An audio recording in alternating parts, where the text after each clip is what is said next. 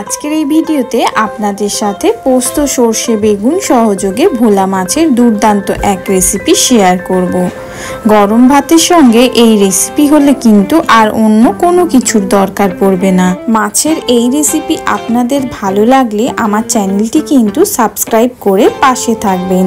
চলুন তাহলে ঝটপট আমার সাথে রেসিপিটা শুরু থেকে শেষ পর্যন্ত দেখে নিন। বন্ধুরা, পিনাজ হেসেলে আপনাদের সবাইকে স্বাগত জানাই। আমার চ্যানেলের ভিডিওগুলি ভালো লাগলে আমার চ্যানেলটি কিন্তু অবশ্যই সাবস্ক্রাইব করবেন। শুরুতেই মাছের ঝোল তৈরির জন্য 1 চামচ পরিমাণ কালো সর্ষে, সাথে 1 চামচ পরিমাণ সাদা সর্ষে, 1 চামচ পরিমাণ পোস্ত, 2টো কাঁচা লঙ্কা ও নুন সহযোগে খুব ভালোভাবে বেটে নেব। এখন অপর পাশে আমি ভোলা মাছগুলো ধুয়ে পরিষ্কার করে নিয়েছি। এখন মাছের মধ্যে নুন, হলুদ ও লঙ্কা গুঁড়ো দিয়ে খুব ভালোভাবে একেবারে মেখে নেব। এখন মাছটা এক পাশে রেখে দিয়ে চুলোয় কড়া বসিয়ে দিয়ে দেব সর্ষের তেল।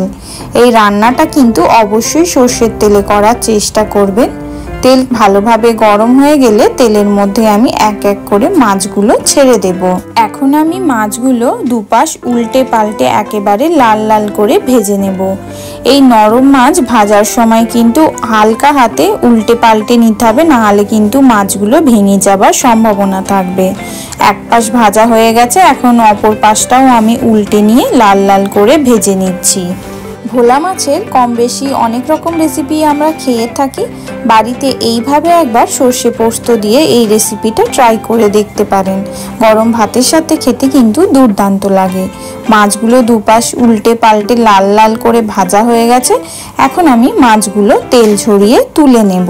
এখন পড়ে থাকা বাকি তেলের মধ্যে কেটে রাখা বেগুনগুলো আমি লাল লাল করে ভেজে নেব।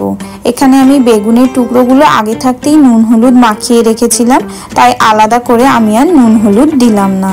বেগুনগুলো লাল লাল করে ভেজে নিচ্ছি। বেগুন ভাজা হয়ে গেছে, এখন বেগুনগুলো আমি তেল ঝরিয়ে তুলে নেব।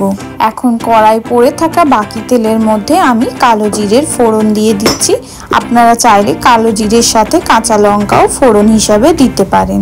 ফোড়নটা আমি তেলের মধ্যে 10 সেকেন্ডের মতো নাড়াচাড়া করে নেব। ফোড়নটা থেকে সুন্দর একটা গন্ধ বের হলে আমি এখানে দিয়ে দিচ্ছি টমেটো কুচি। এখানে আমি একটা মাঝারি সাইজের টমেটো কেটে কুচিয়ে ব্যবহার করেছি। টমেটোটা যাতে খুব সহজেই একেবারে নরম হয়ে যায়, সেই জন্য অল্প একটু নুন দিয়ে দিচ্ছি। এখানে আমি আর কোনো প্রকার হলুদের ব্যবহার করছি না। এখন টমেটোটা নেড়েচেড়ে একটু নরম হওয়া পর্যন্ত অপেক্ষা করব। 2 থেকে 3 মিনিট পরে খেয়াল করবেন টমেটোটা কিন্তু নরম হয়ে গেছে।